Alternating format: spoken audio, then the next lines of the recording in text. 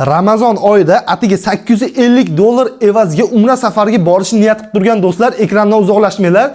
Bir dona like bosib qo'yinglar, kanalimizda mehmon bo'lsanglar, podpiska tugmasini bosib qo'yinglar. Hozir sizlarga $850 evaziga umra ziyoratiga borishda e'lon qilaman. Ya'ni 11-mart sanasida $850 evaziga reys qo'yildi. Ya'ni sizlar uchun aksiyali narx chiqarildi. Hojatolarimiz, hojonalarimiz uchun bu albatta faqatgina bizni duo qilishni esdan chiqarmanglar. Hop, reysimiz Toshkent-Jidda yo'nalishida uchadi. Undan tashqari vodiydan ham reyslarimiz mavjud. Ekranda ko'rinib turgan nomerlarga aloqaga chiqinglar.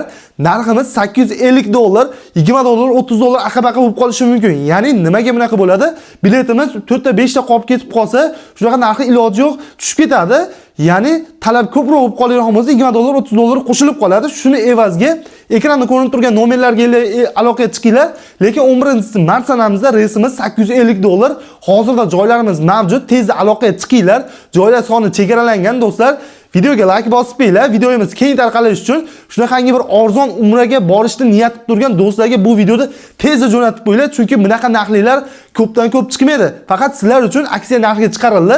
Reysimiz to'g'ridan to'g'ri uchadi. Haram yaqin gastisi, 2 mahal saharlik bilan iftorlik, malakali 50 boshi hammasi shu paketning ichida bo'ladi. Ya'ni $850 evaziga 3 kun Madina-i Munavvarada, 11 kun Makka-i Mukarramada bo'lasizlar. Bunaqa imkoniyat do'stlar juda kamdan kam holatda bo'ladi. Ya'ni Ramazon oyida atiga $850 evaziga do'stlar.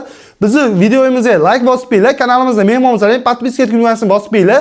Chunki shunaqangi arzon qo'yayotgan umra narxlarimizni bexabar bo'lib qolmaysizlar do'stlar. Bundan keyingi videolarda ko'rishguncha ekranda ko'rinib turgan nomerlarga aloqa chiqib, o'zlaringiz xohlagan savollaringizga javob olishlaringiz mumkin.